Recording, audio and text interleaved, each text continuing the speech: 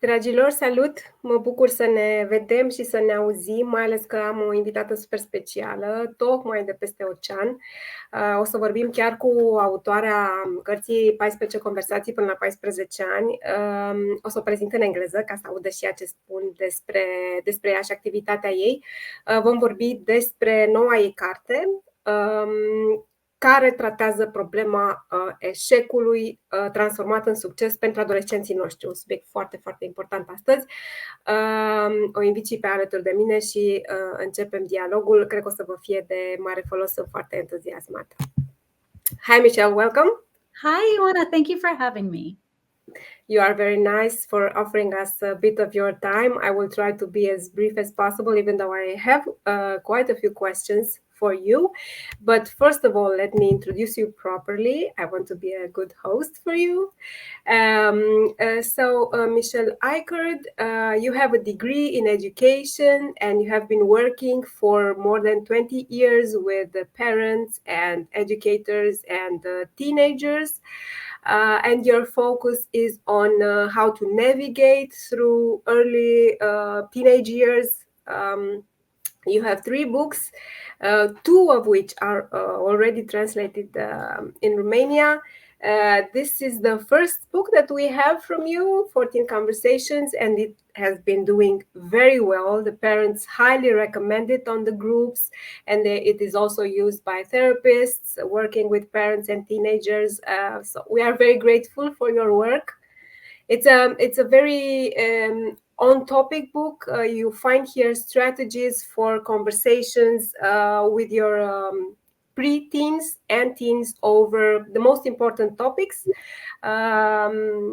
Please search for the book. Of course, this conversation will be available for you because we will still talk about the relationship between parents and teenagers, because the second book is coming out now in Romania, and it's about 8 difficult situations in which us parents can transform a so-called possible failure into a cause for growth, right? An environment for learning and mutual understanding and growing.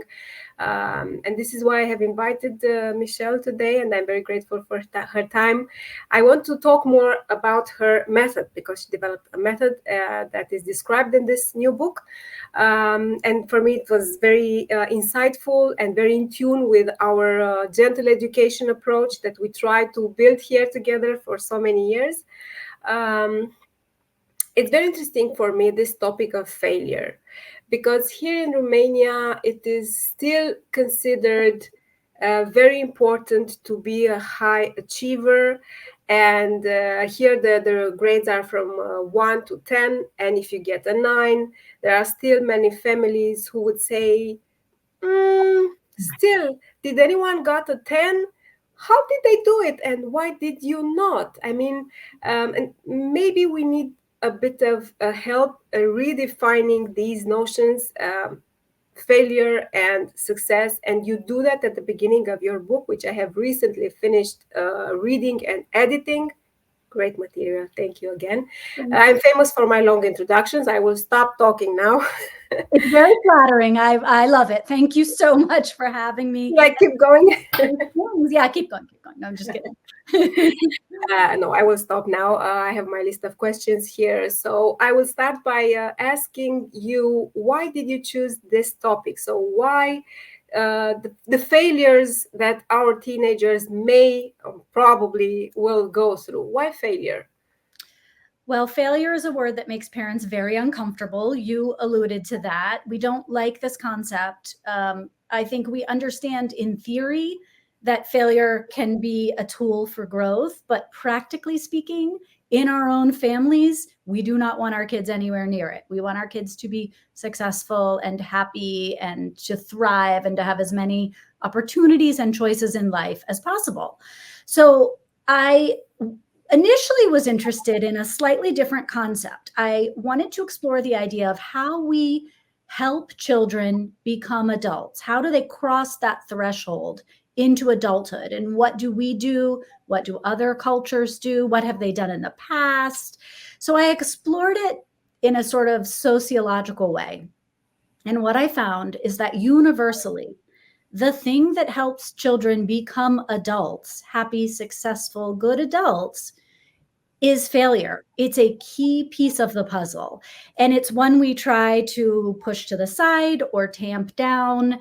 And really, I wanted parents to look at failure with a different lens, a welcoming lens, so that their kids could have the opportunity to grow into happy adults. If we don't give them this opportunity, this key piece of the puzzle, that doesn't happen naturally. So that's why I'm interested in the term. And I really want to make parents become comfortable with this concept, even though it's one that makes us feel kind of itchy.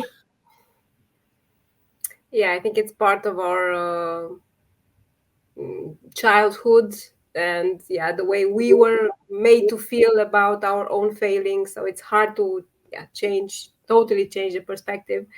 And I would like to invite you to explain a bit your concept over failure and success.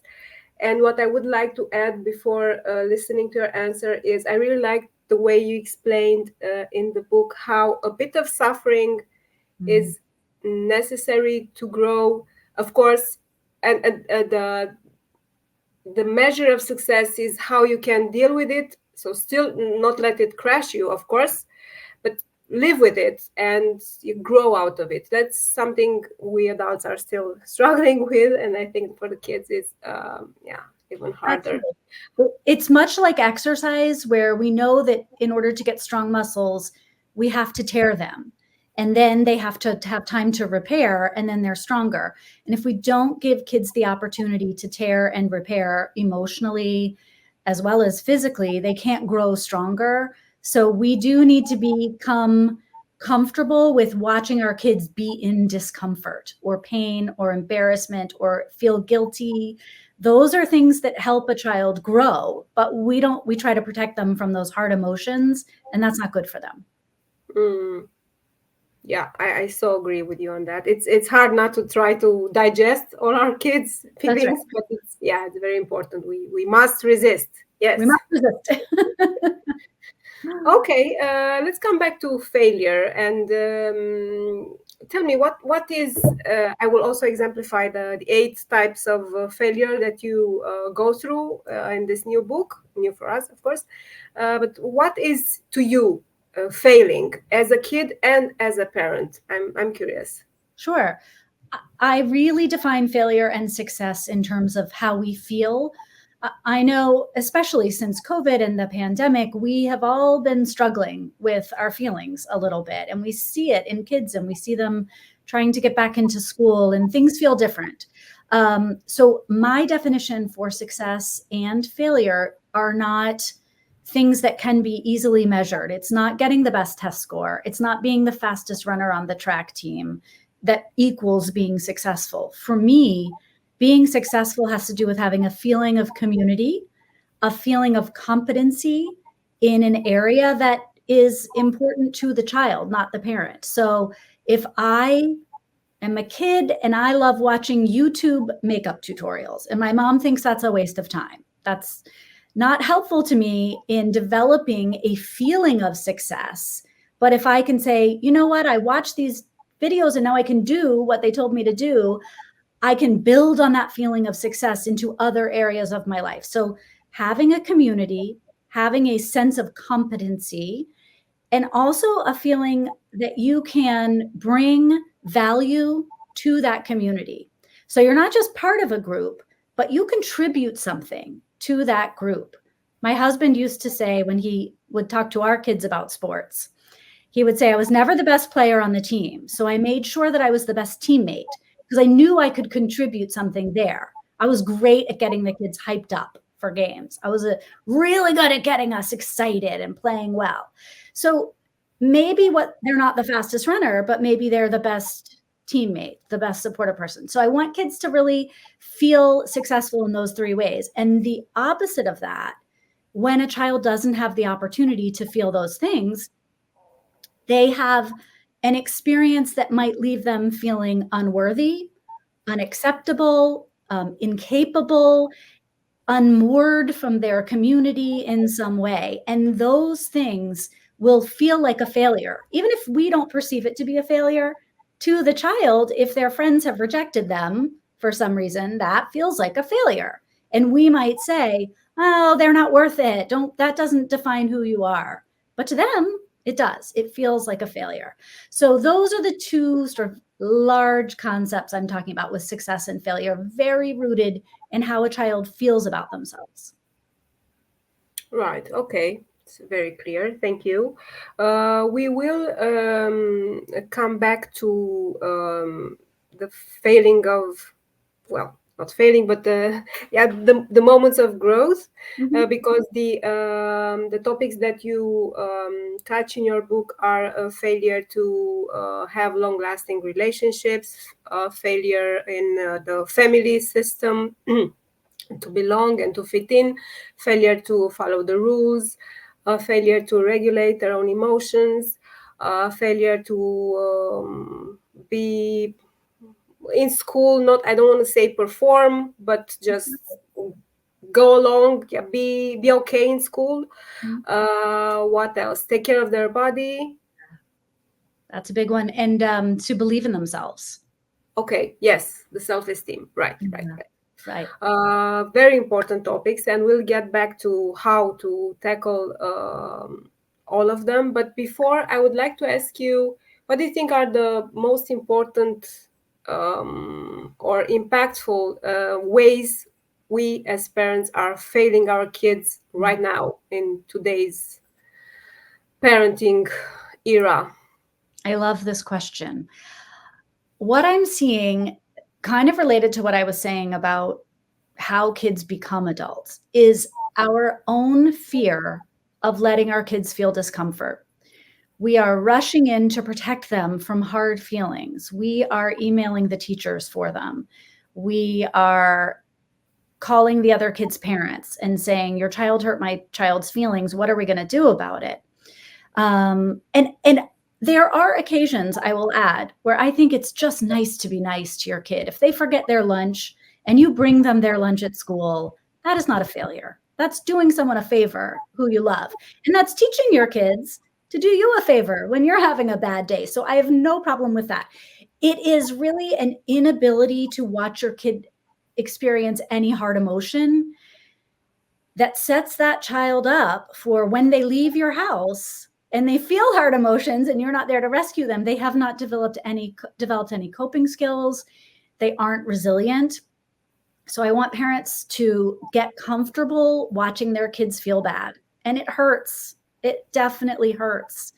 But it's for the best. You really have to let them develop the skills to become strong while you're still close. You can be sweet to them. You can do nice things for them. You can comfort them, but you can't rescue them and you can't teach them how to avoid hard things. And I think what helps is maybe a group of parents or friends who were there and you can vent with them.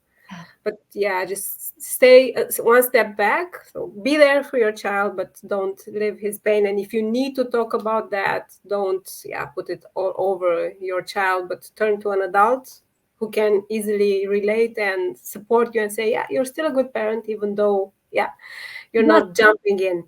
That sense of community is really important. Every parent I spoke with said to me, the moment they told someone about what they were experiencing, their child's eating disorder, their child's use of drugs, their child's reckless behavior outside of the house, breaking rules or getting hurt, their child hurting somebody else, posting something on social media that wasn't true about someone, all the mistakes that kids make when they're growing up, parents keep very close because they feel a sense of shame and they're really afraid of judgment. What does this say about me as a parent that I raised a kid who would do this kind of thing?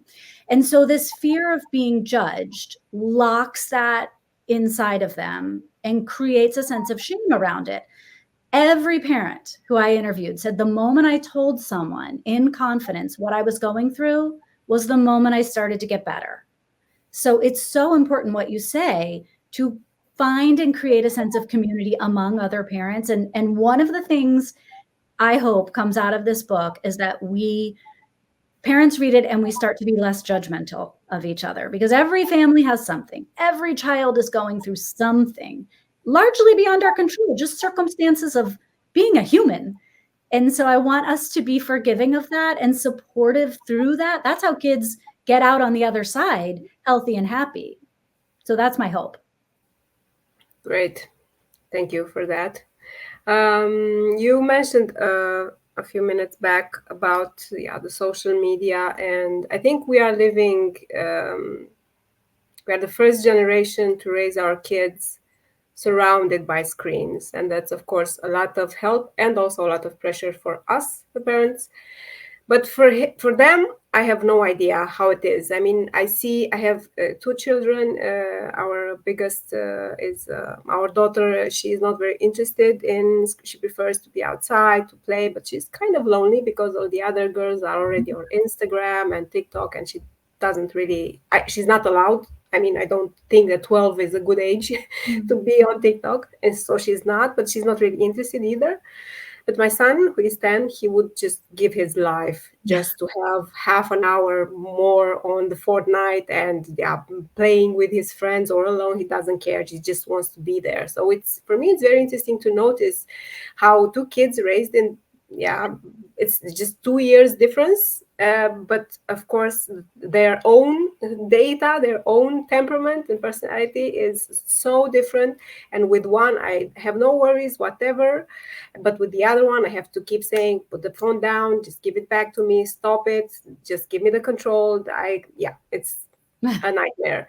Still, we don't know. I mean, of course, we see the depression rate going up and the anxiety rate going up. The pandemic were terrible for the kids, being online all the time with the school and socializing. And I think much of the effect of that is still unknown, and it's still on because kids are used to being more and more inside.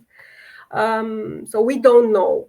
I really think that we will maybe never understand the impact. We will be probably long dead before the results are in and we'll know. But I think, their failures are a bit different because they are in the open, right? So when they fail not only within the family and the neighborhood, they fail online and everyone is watching, or at least that's how you feel, that everyone is watching. And I wanted to ask you, what do you feel is the impact for them regarding this, that everything is out there for everyone to see? I think it's harder for us to imagine that. I think we're thinking about it in terms of our own adolescent experience. And what if,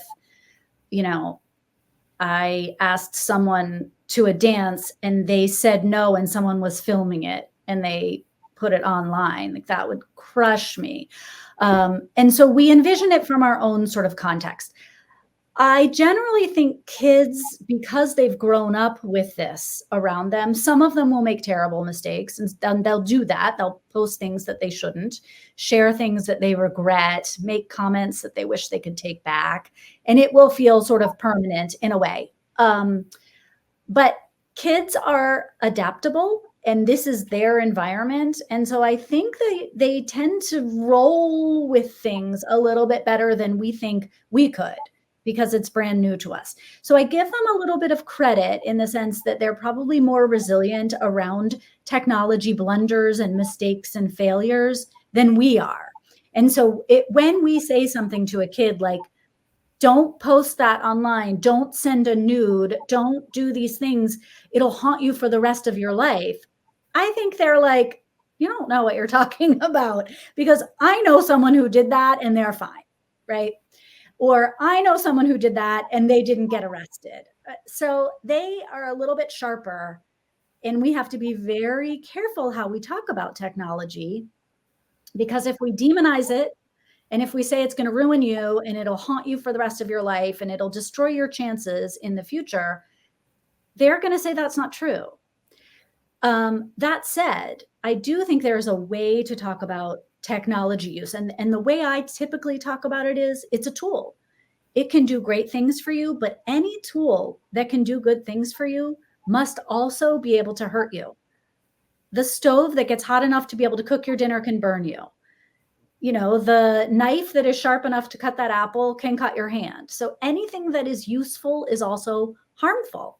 And so we need to have conversations with kids about what's good about technology and then what's harmful about technology. And that's how we can get kids to buy into the conversation with us, because we seem reasonable about something that they love instead of just being terrified of it. Yeah. Well, if we have reached this point, maybe it's time to speak a bit about your 3-step approach that you very nicely explain in the book concerning these 8 ways our kids will probably fail, and how we can we be there for them. And maybe we can also talk a bit later about how this 3-step method can be used in classrooms, because I know that there are many teachers following us. So maybe we have something good for them as well. Sure. Okay, so the 3 steps are contain, resolve, and evolve. And the way I like to explain this is, pretend you're watching a tennis match. And in the beginning, the ball is on your side of the court. You're the parent. And when you notice your child is experiencing a failure, could be a failure to get along with family, a failure to connect with friends, a failure to do well in school, any of the things that you mentioned in the beginning, your job is to contain the problem so it doesn't grow. And contain might look like, I have to actually contain my child for a little while because they're making decisions that put them in danger. If they're going out and drinking so much on the weekends and they're underage, you might need to contain the kid. You're not going out this weekend. Sometimes they're not doing anything wrong. Maybe they're getting harassing messages online. The kid hasn't done anything wrong, but you still need to contain the problem. So you may need to put up some boundaries on your technology so the child doesn't, you take away the phone, you put up some security measures. But that's your responsibility to say, I've noticed a problem and I need to contain it. And then the ball bounces to your child's side of the court. Here's the resolve step. And that means your child needs to take some action to resolve the failure. They have to do something to make it a little bit better. It doesn't really matter what they do. What matters is that they do something, because the human condition, there's a lot of research around this, is when we feel pain or embarrassment or guilt or shame, we shut down and we don't do anything. And we think, if I sit still, this will go away. This bad feeling will go away. We want to train our kids little by little to understand that when they feel bad, if they take a small step, they'll start to feel better. So maybe they need to apologize to someone. Maybe they didn't do anything wrong, but they have a misunderstanding and they need to learn more about how something works. Maybe they need to make amends and do something for somebody who they hurt. There's a whole list in the book of things your child can do. Doesn't really matter what they do. You're training them to build that muscle. So that's the ball's on their side. They do something, and then the ball bounces back to you, the parent, for the final step, which is evolve. And that is time to move past this. You cannot keep talking about it. You can't keep pressing on the bruise that already hurts. So you just have to say, that was hard. You handled it. And now I'm not going to keep talking about it. I don't need to keep making sure you've learned your lesson. We're going to move on. Mm-hmm. Okay, it sounds easy. I know it's, practice is a bit more difficult, but it's pretty clear. Just contain, and then let him be active.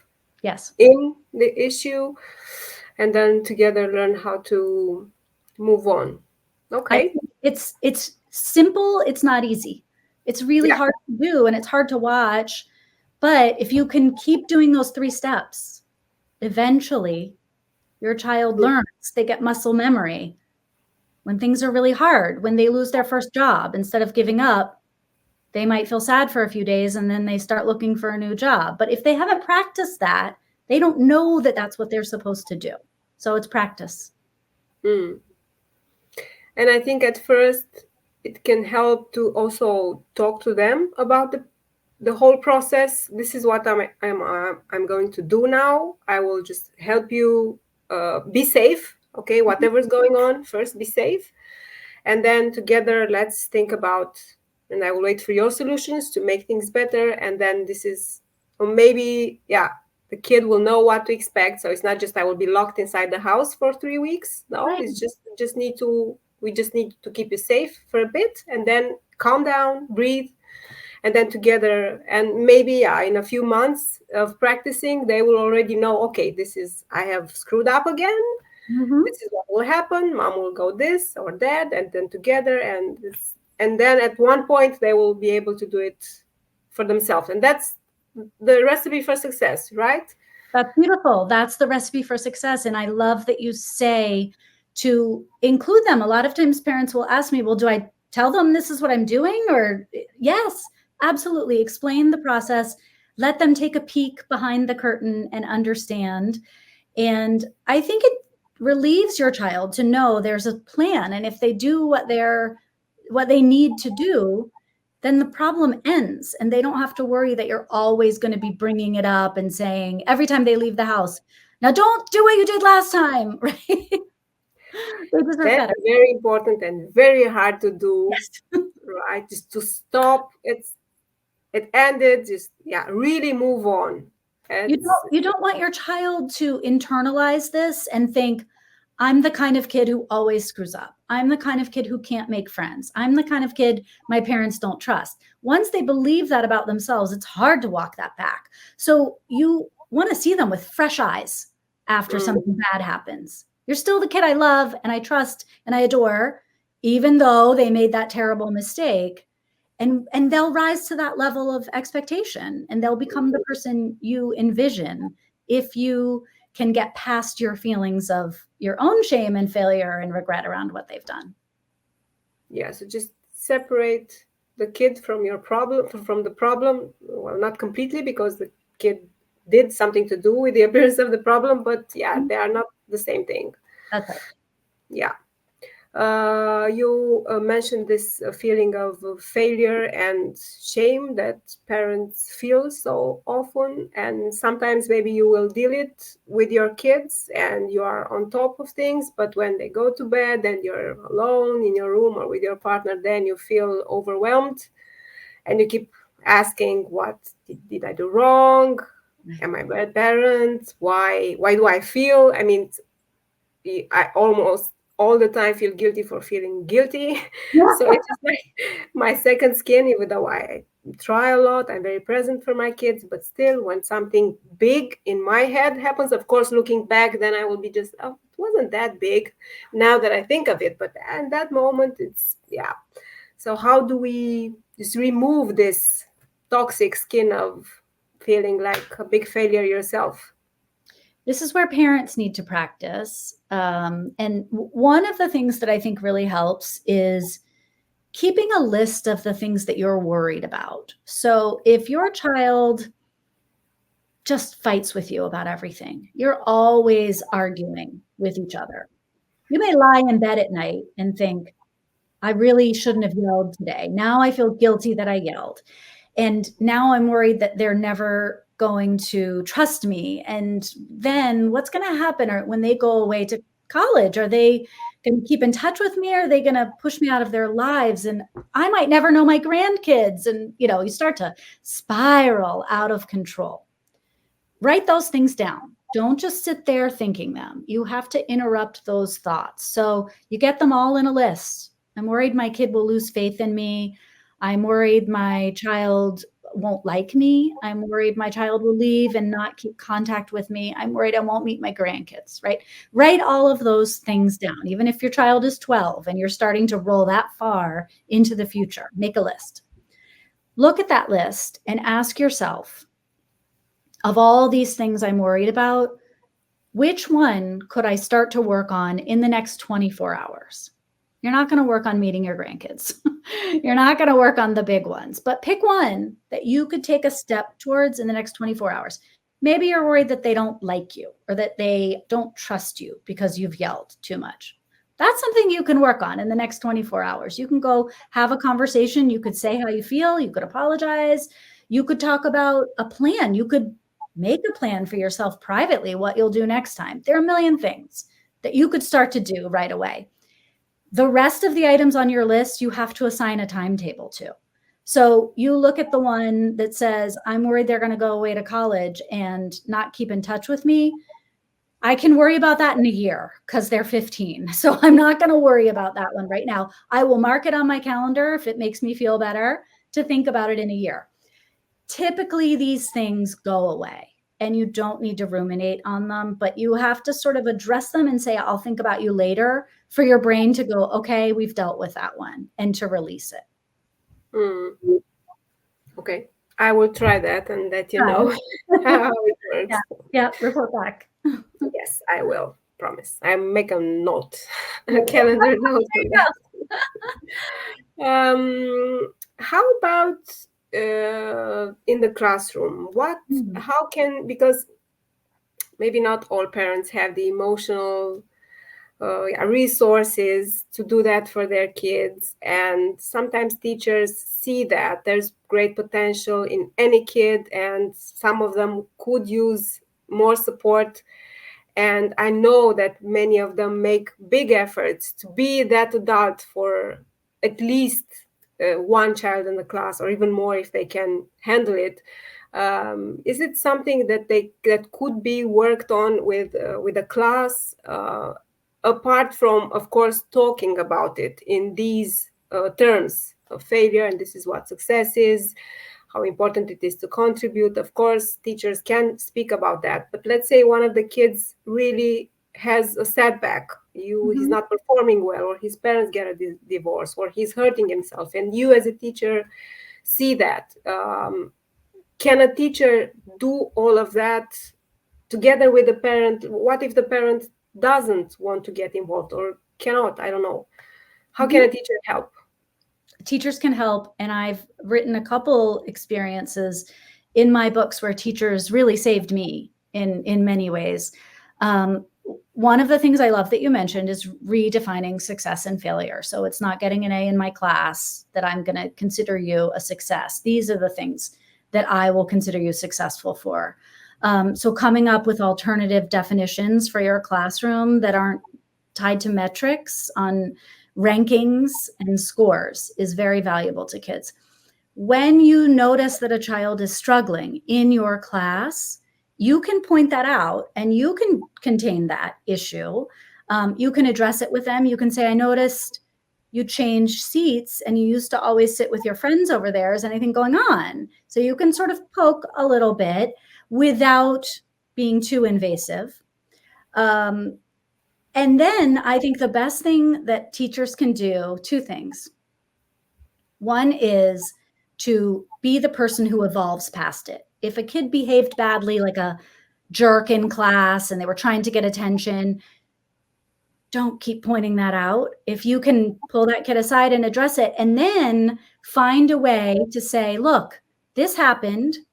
You resolved it by apologizing or by staying late and reorganizing the classroom or whatever they can do to resolve it. So you contain it, they resolve it. And then you say, you did a really good job. Thank you for doing that. That was a big contribution to me and to the class. And I really could see you becoming a leader here. And see something different in them. If you see what you want that child to be instead of the problem they're creating, that goes a long way in creating a student who will perform for you in order to achieve that goal that you've set. I mean, I got in trouble once really bad in school when I was 16, and my teacher could have kept pointing it out. You're not going to screw up again, right? I don't want to see you doing the same thing that you did before. They never did. They just assumed I would be good after that. And I loved that. And I became really good after that. And I had a teacher once in 9th grade who wrote on my paper, "You are a writer." And when I saw that, I said, I've been wondering what I am. Like, I'm so confused. And this gives me something to focus on. So if you see something good, a little bit of potential, label that, call that out so the child can reach for that. That's huge. Yeah, it would have been so good for me to hear that from one of my teachers. I wasn't lucky enough, but yeah. Now I try to do the same with the kids. Sometimes I read in schools or in kindergartens, and I always say, yeah, you have so many treasures in you. Just bring them to light and find someone who can say, hey, you're very good at this and you're very good at that. And yeah, keep going. It's so important. Yeah, yeah. Okay. I was thinking, since we have a few more minutes, can we take one example of failure, and maybe you can help us model a conversation through these steps? Let's say, I don't know, you find out your child is hurting himself. Let's go with one of the worst case scenarios. Okay. So I'm going to assume that it's not a sort of self-harm, I'm cutting, that kind of thing. Really, you need to involve a therapist or a doctor, right? Yeah. So you have to upgrade at that level. But let's use an example that's in the book, that your child is hurting themselves. They are young, 14 years old, and you find out that they are drinking to the point of blackout. At one point, there's a family in the book, and their child has to go to the hospital because he's taken by an ambulance because he's had so much to drink that the kids at the party are just like, we can't handle this. So contain. What do you do when you find out that this is happening in your child's life? This family locked down that child's social life. So they said, we didn't know this was happening, and now that we know it's happening, we need to keep you safe. So you're staying at home for a few months. You're not going to go out on the weekends for a few months. Now, the idea for them was not just to put a time limit on it so the kid is suffering in their room, but to allow certain get out of jail cards along the way. So if, things are going well, if you're talking with us about how you're feeling, if we're processing this as a family, you can have friends over on the weekends, but we'll be here watching. So gradually increasing freedom during that time. So that's contain, and they contained it. And then resolve. This family needed for their child to rebuild trust with them because they didn't know that this was going on. And they weren't sure how to do that. And it was the child in the story who figured it out, who said, what I'll do is when I'm able to leave the house again and go hang out with my friends, which is very scary for the parents, I will FaceTime you whenever you want. I'll call you up and show you who I'm with and what we're doing, and you could see that I'm being safe. Because it was more important for that child to be with friends than to be breaking the rules. So just as long as I could be there with them, that would be enough right now. So that was a way to resolve, to slowly let the child back out and to have the child rebuild trust by being available, by coming home on time, by showing them what was happening. And then evolve was really difficult because if your child has nearly died doing something, you can imagine that family was like, I don't know how we stop focusing on this. But they had to say, we don't see you that way. You're not that child in our eyes. You've done a really good job over a very hard few months, earning our trust back. And it's important that you still have a chance to be a teenager, to go out with your friends, to have fun, to play sports, to go to parties, to do the things that other kids do. You deserve to do that. So we won't keep talking about it. And it worked out really well for them. Now, it may be that your child screws up again. That's not the end of the world. You go back to start, you contain, you resolve again, you evolve again, and you keep repeating it until things work out. But sometimes kids don't learn things the first time. I think you want to make the consequence strong enough, uncomfortable enough that your child has to sit through it, because kids typically go through a series of emotions when something like this happens, where they are defiant. Then they start begging you, please, please, please, please, please. Can you just let me have my technology back? Can you let me go out with my friends? Can you please, please, please, please, please? And then they get really sad and they're just sort of like not fun to be around. And then once they go through all of those, they can start to process. But if we don't give them time to process, if we break at the begging or we break at the sadness, they don't get to really process what they went through. And then you can't evolve past it. So you just have to take it step by step. But that's an example of how one family in the book handled a really hard situation. I remember reading this chapter. I was, I thought, what if the friends of the child did not understand the severity of the situation? He would have probably died. Mm-hmm.